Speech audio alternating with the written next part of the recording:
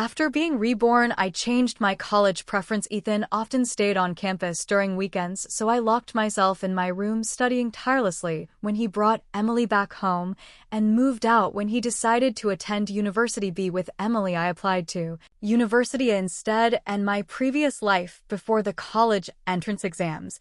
Ethan, knowing full well that I hadn't stolen anything, still accused me of being a thief. He did it just to ensure that he and Emily could be together cleanly and honestly. Fine, let them be together, but clean and honest, did they even deserve such words?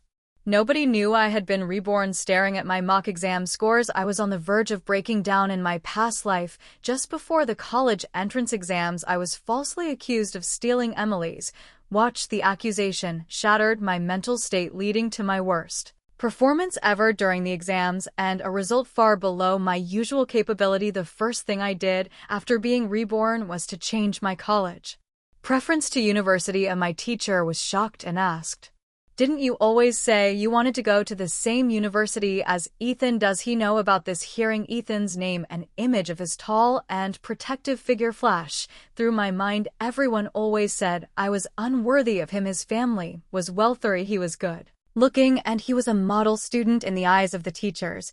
Meanwhile, I was just the daughter of his father's old comrade in arms, someone his family had supported out of loyalty. I smiled faint and replied, "I don't think that way anymore. I feel university as suits me better now. In my previous life, my mock exam scores consistently surpassed university as cut off, but to follow Ethan, I foolishly changed my preference to University B. My sudden decision surprised my teacher, who patted my shoulder approvingly. In that past life, Ethan and Emily orchestrated the accusation against me, claiming I had stolen Emily's watch. Emily had pulled me aside in front of everyone, her face streaked with tears, demanding justice.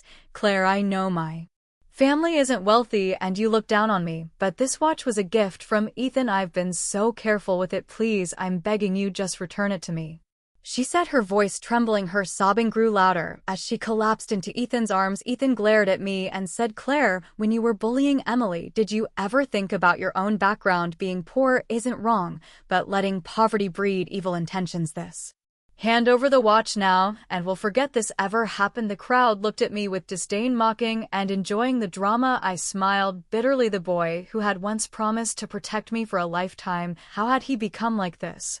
My chest felt as if a boulder were crushing it. My heart ached deeply. I hadn't stolen the watch, so how could I return it?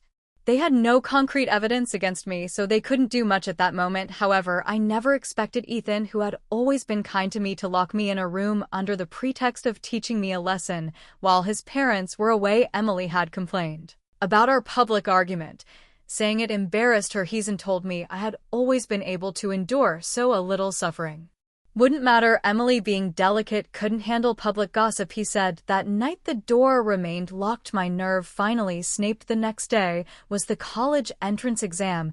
I pounded on the door and windows, screaming for help, but the only response was my own voice echoing in the vast empty villa. And despair, I grabbed a glass from the desk and smashed it against the window. Without hesitation, the shots cut into my flesh, and the pain overwhelmed me by the faint light of dawn. I sat there shivering and cold. I endured the pain and somehow managed to complete the 3-day exam, but my mental state was in ruins. I performed worse than ever and ended up at a mediocre university. In the end, I died in a car accident orchestrated by Emily. I hated those two with every fiber of my being, but now I had been given another chance.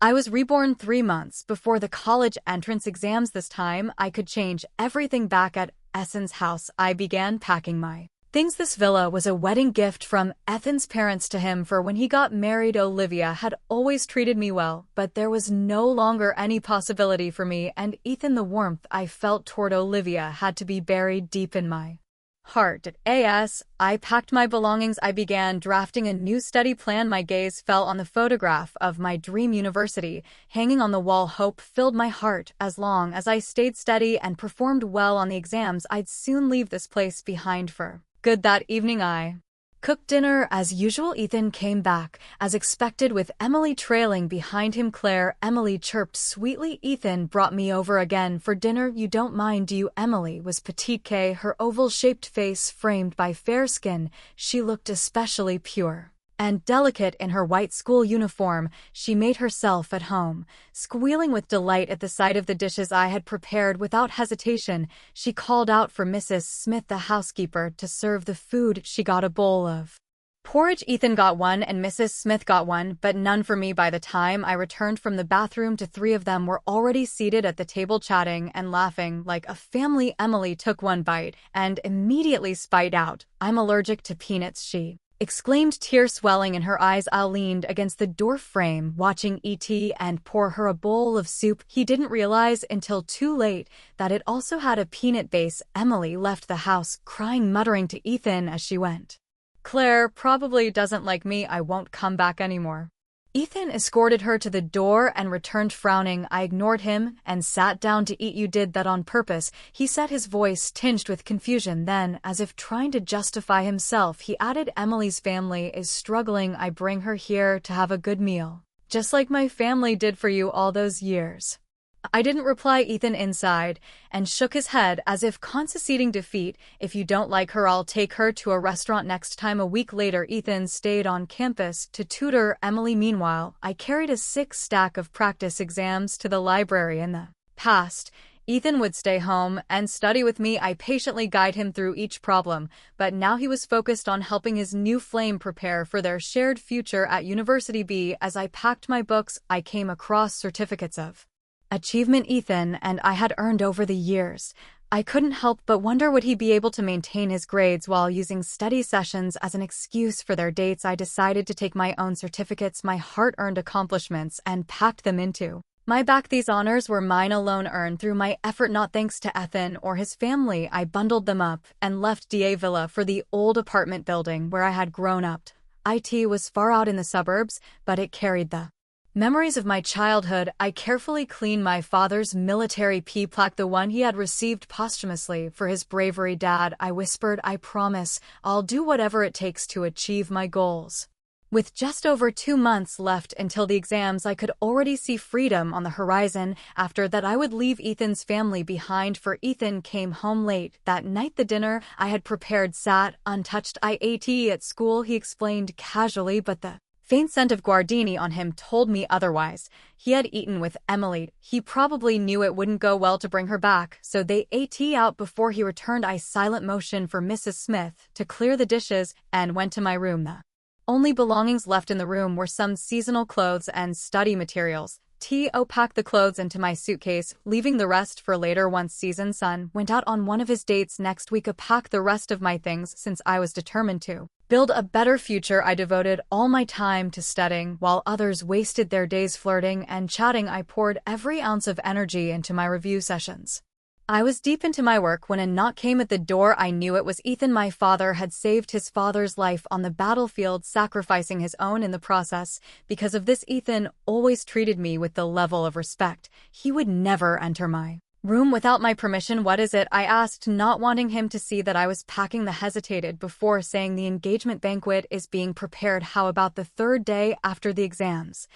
In my previous life, our engagement had been arranged according to the wishes of our parents, set to take place right after the college entrance exams. I glanced at my suitcase and replied indifferently, "There's no rush. Let's talk once Olivia gets back." Ethan stood silently outside my door for a long moment before finally walking away. I finally heard Ethan's footsteps fade away, and I let out of breath. I hadn't realized I was resting my head on the desk.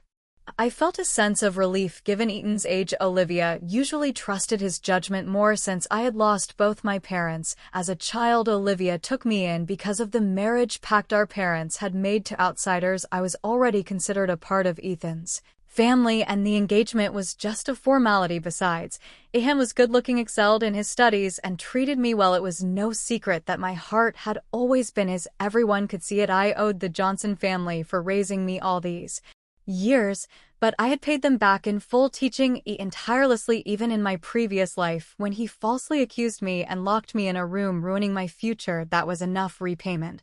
In this life, I owed them nothing. I was determined to walk my own path. That Weekend, to my surprise, Ethan didn't stay on campus, even brought breakfast, my favorite, ate treasure porridge and fried dough sticks.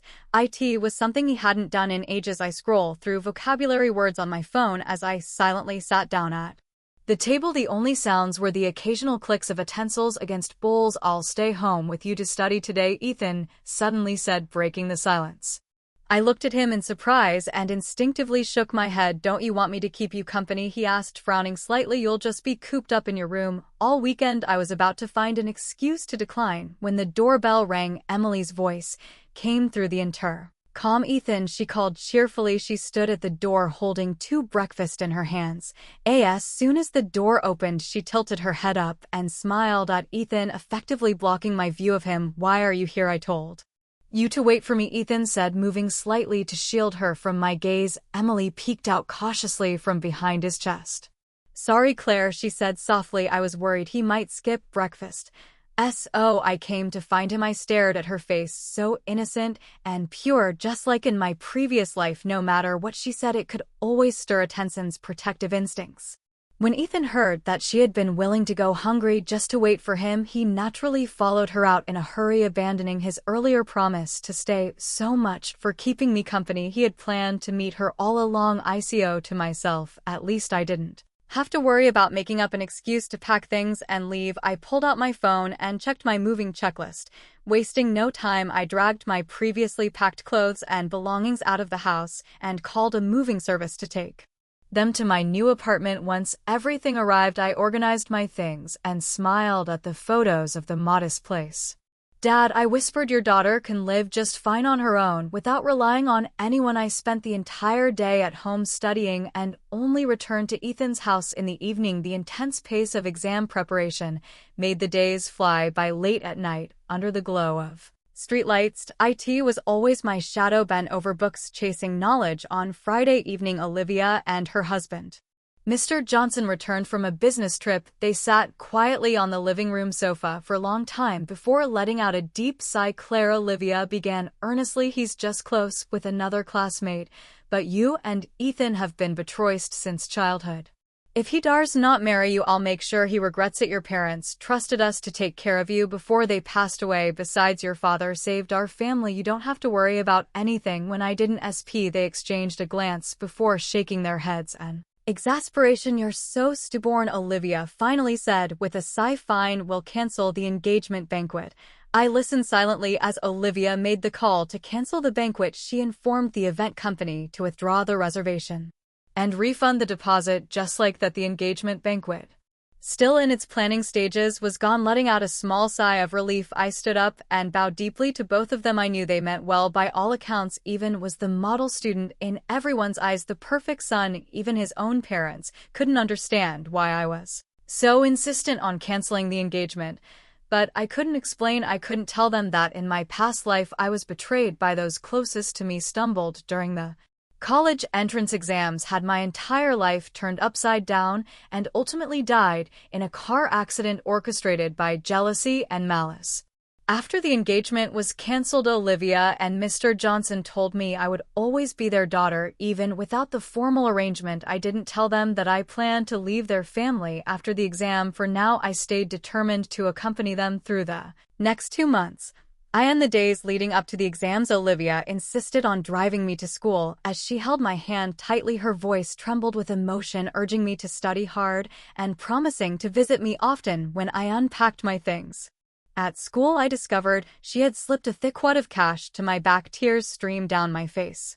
Olivia must have noticed that my room was slowly being emptied, but she chose not to confront me. Instead, she let me carry out my plans, respecting my decisions like a quiet guardian. I opened my suitcase to retrieve some clothes when I suddenly heard Ethan's voice at the door. Emily, still upset. I turned to see Ethan standing there, his face visibly startled when he realized it with me. "Claire, what are you doing here?" he asked, flustered. I gestured toward the room next door. "Your room is over there." That moment, the door to the neighboring room opened, and Emily peeked out. She offered me an awkward smile before retreating back inside. I looked at Ethan. Guilt was written all over his face. After a moment of hesitation, he said, "Emily's home situation isn't great, and she lives far from the school. With the exams coming up, I thought It'd be easier for her to stay here since our place is close to campus.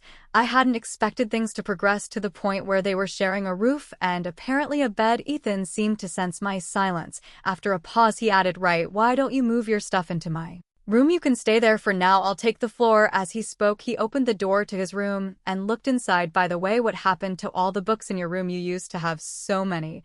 I picked up one of my textbooks and pused my lips. "Well, this villa was his after all. It didn't matter to me where I stayed, as long as I wasn't treated as a guest. I've already finished those books. They weren't useful anymore, so I got rid of some of them," I said casually. Ethan frowned. "Even if the exams are only 2 days away, you might need those books later. Why would you sell them?" I didn't respond. Seeing my silence, he added, "What about the engagement? What did my parents say?" He placed the book back on the desk, and I replied evenly, "They said the timing wasn't right. We talk about it later." This was the excuse I had agreed upon with Olivia and Mr. Johnson to delay the engagement. Once I moved all my belongings out and settled back into my new home, I planned to have a proper conversation with him about it. Ethan seemed satisfied with the explanation and didn't question it further. He nodded lightly and muttered, "All right, that's the case then." He stepped out saying he'd handle moving some things and that I didn't need to worry about it. I looked at the room's nearly empty bookshelves. Only a few martial arts novels we had up together remained. For a moment I considered returning them to Ethan, but my thoughts were interrupted by the sound of laughter outside. Ian's voice was deep and calm, Emily's playful and coquettish, and Mrs. Smith's kind and cheerful. The three of them seemed so at ease, as if nothing had changed. I sat back down silently. Sharing a room with Ethan was already inappropriate, even if the engagement hadn't been cancelled, but with the college entrance exams just 2 days away, leaving now would only cause unnecessary drama. Ethan would surely make a fuss. I decided to wait until bedtime to quietly set up a spot for myself on the living room couch. After studying all day, I wanted to sleep early. Emily, full of energy, was lounging in the living room in a cameos nightgown, pulling Ethan aside to help her with her questions. Ethan glanced at me briefly before coaxing her upstairs, yet their laughter and conversation carried through the walls as if intentionally loud enough for me to hear. Feeling suffocated, I stepped outside for some fresh air. "Claire, why are you here in the middle of the night? Aren't the exams soon? You'll catch a cold," called the neighbor from her window, her concern genuine. "The house was stifling," I replied with a small smile. The neighbor, whose husband worked in real estate, had a comfortable life. She often brought me little souvenirs from her trips abroad, treating me kindly. She leaned over the balcony, her tone exasperated. "That Ethan, I swear he seemed so devoted, but look at him now. Bringing some other girl into the house right before your big exams. And why don't you put him in his place? You're too nice. The two of you are practically engaged, but you're letting this slide. If you let him get away with it now, he'll think he can walk all over you in the future." She continued her tirade, but I only half listened. Apparently, Ethan had told everyone that I had suggested bringing Emily home because of her poor family circumstances and long commute, claiming I wanted to help her focus on studying. I laughed to myself bitterly. Clearly, Ethan was just trying to save face, using me as a shield to fend off criticism. But since I was planning to leave soon, I didn't want to waste energy on meaningless arguments. I nodded politely and said nothing. The next morning, I left for school early. The neighbor saw me off, urging me again to talk some sense into Ethan. I just smiled and waved goodbye. When I arrived at the classroom, there weren't many students yet. I took out my notebook of mistakes and reviewed a few questions, but then I noticed something that didn't belong to me: a shiny, conspicuous watch placed in plain sight. Pushing my books to the corner of the desk, Ethan, my watch is gone." Emily's panicked voice raining out as she frantically searched her bag, her eyes glistening with unshed tears. "That watch was worth nearly $10,000. I held the watch in my hand, intending to return it, but the moment Emily saw it, a glint flashed in her eyes. She suddenly lunged toward me, slapping my hand hard. The watch flew out and landed on the floor with a clatter, drawing everyone's attention. The murmurs began immediately. "Isn't Claire the one raised by Ethan's family? How could she steal someone else's things, even if she dreams of marrying rich? A dog's nature can't change." Emily's voice soft and tearful. "Chid in Ethan, there must be some misunderstanding. Claire must have her reasons Her tone was so innocent, so considerate, just as I remembered from my past life. She always appeared harmless, but her words twisted the truth and planted doubt in others' minds. Ethan frowned deeply. Claire, do you know that stealing is a crime? You could go to jail for this. I looked at him calmly and replied, this is my home. He reached out, trying to grab my hand, but I took a step back to avoid him. Claire, don't be mad, please.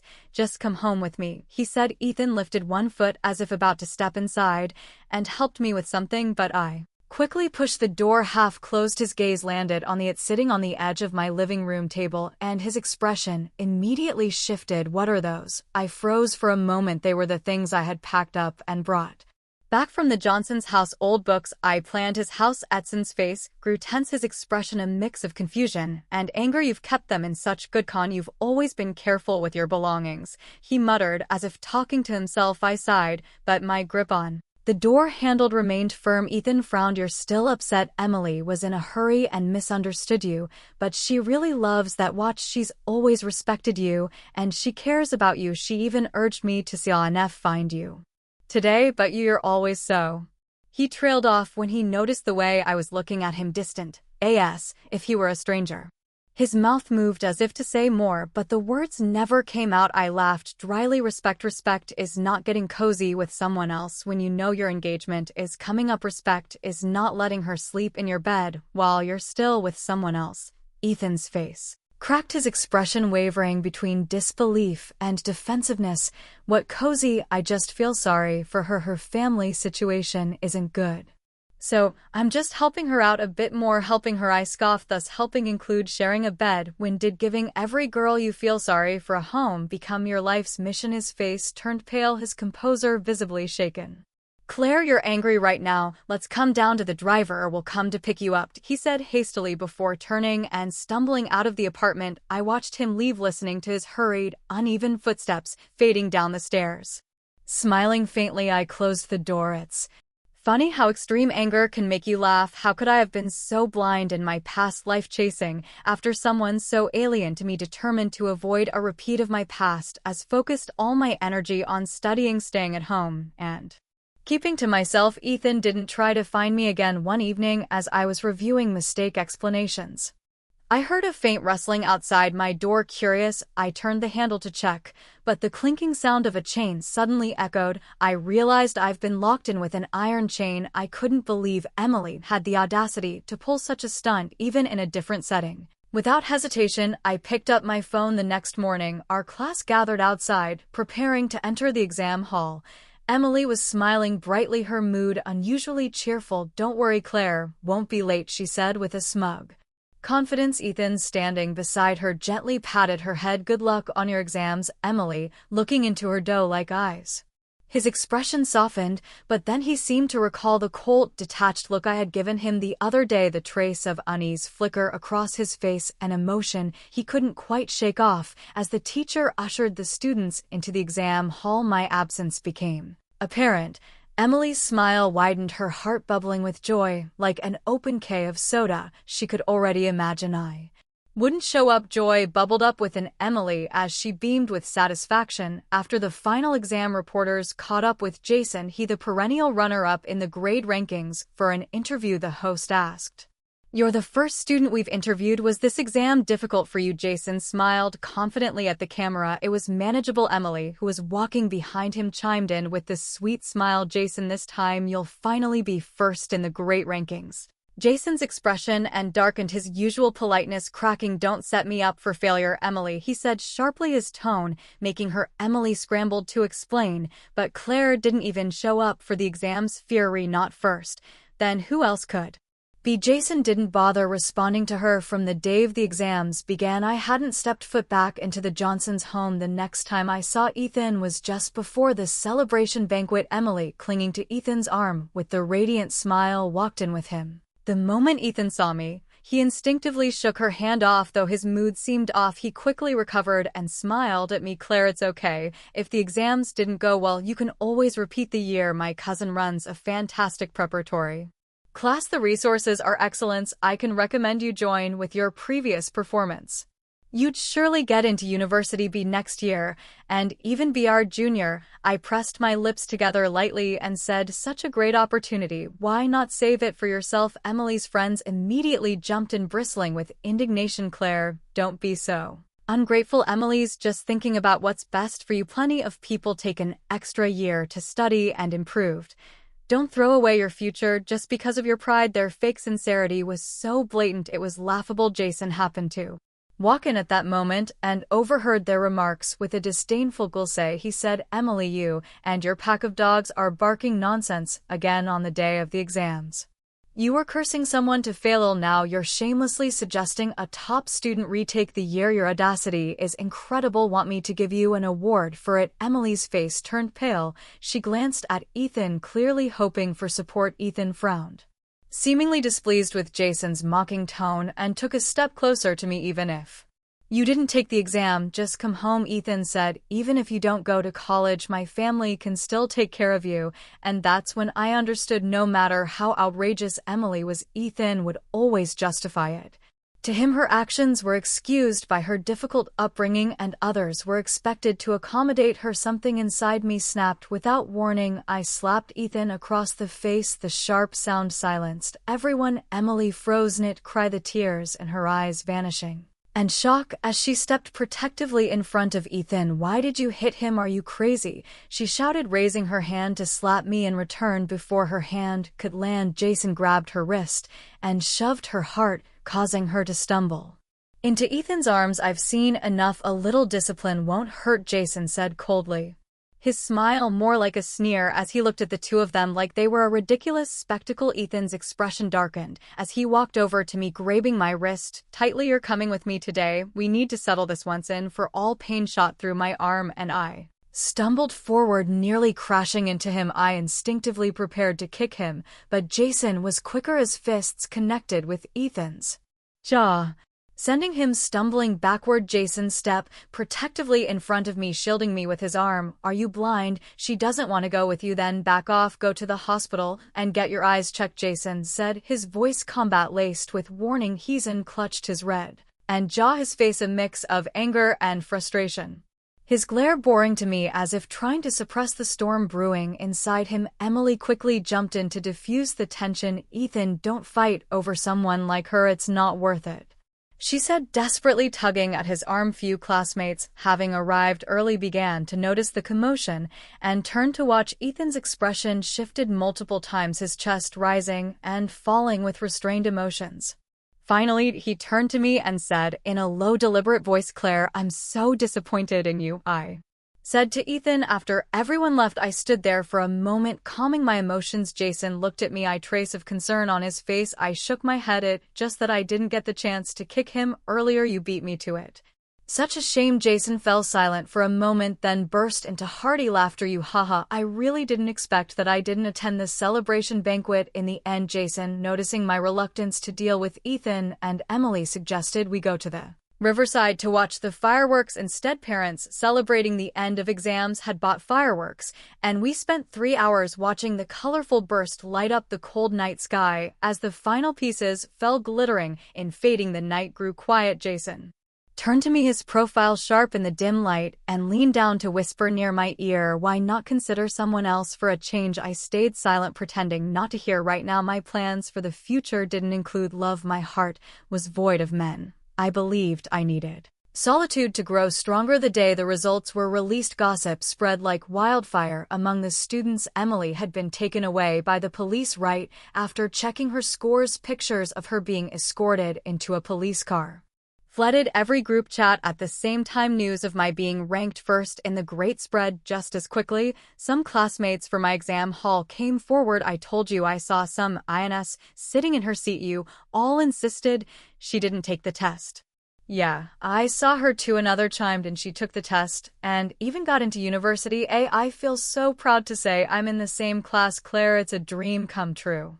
Tide of public opinion shifted rapidly. Videos of Emily boasting to the host about Jason becoming the top-ranked student reserve and were now ridiculed online. The backlash was swift and merciless. After being bailed out by Ethan's family money, Emily discovered the tables had turned completely in my favor. Pale with rage, she fainted upon seeing a screenshot of my top-ranking scores and had to be hospitalized. On the eve of the exams, Emily had locked me in my old apartment building under the guise of trying to convince me she had manipulated Ethan into giving her my address, all to disrupt my focus. I hadn't made a scene about it then. Instead, I quietly filmed her from the window, ensuring I had proof. I waited for this moment when she would soar to imagined heights, only to plumb back down to real and the second chance at life. I couldn't let her actions go unpunished. Once in college, I juggled part-time work with my studies, consistently ranking at the top of my class. I occasionally heard rumors about Emily and Ethan breaking up, apparently during a conversation with her friends.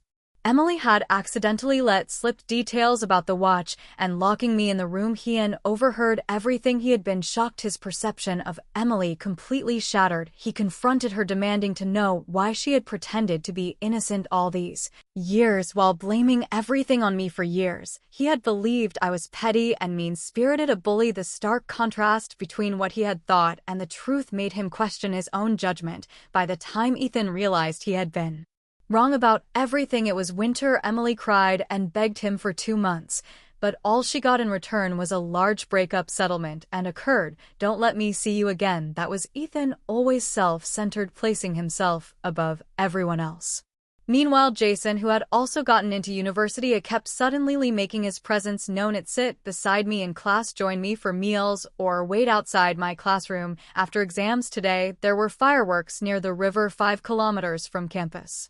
Jason had invited me, and I agreed. It was time to address the dynamic between us and give our relationship some clarity. As the year ended, I wore my winter coat and buried my face in a thick beige scarf. At the campus gate, I unexpectedly saw Ethan. His face was pale from the cold, and he looked haggard, as if he had been waiting for a long time. The moment he recognized me, he rushed over and pulled me into a tight embrace. I struggled, pounding on his chest, but he didn't let go. He held the back of my head, his voice urgent as he said, "Claire, I know you're angry at me." Ethan, instead, his voice heavy with regret, "But I'm actually glad, because it means you still care." I didn't answer. Instead, I lifted my knee and drove it straight into his stomach, pushing him away. "Go home, Ethan. Stop acting crazy." Just as I finished speaking, Jason arrived, catching sight of the scene without hesitation.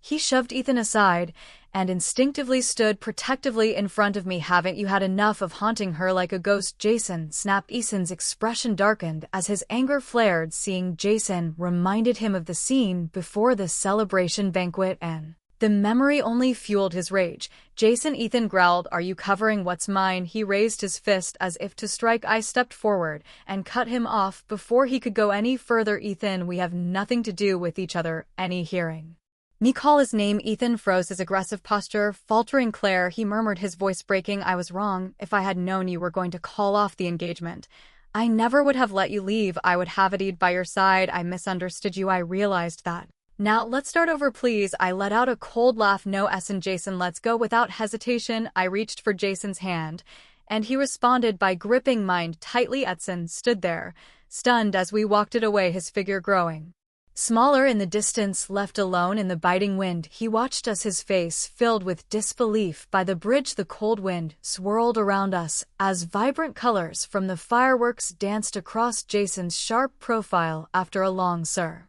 he finally spoke. "Claire, does this mean what I think it means?" I couldn't help but laugh softly. I had been waiting for him to ask that. Opening my mouth to respond, I was interrupted as Jason gently placed his warm hand over my lips. "Shaw, let me speak first," he said, his voice low and tender. His star-like eyes locked onto mine as he began. "Claire, for 3 years, you've always been ahead of me, whether in rankings in the dining hall or even in my thoughts. Have watched you eat, study, and tackle exams with that serious focus of yours. First thought it was admiration, but then I realized I'm a hopeless romantic, and I'm hopelessly in love with you." He looked up at the sky, his nose slightly red from the cold. As he continued, "I used to stand back, watching you cry, smile, and heard all for Ethan, and made me feel like a terrible person lurking on the sidelines, hoping for a chance that seemed impossible." Then Emily showed up, and for the first time I felt like I could breathe again. He smiled wryly. "I could tell you this story 100 times if you'd let me. I know you're scared of love, Scared it'll distract you from your goals. You always say your heart has no place for men because you need your strength to wield your sword. Jason took a deep breath.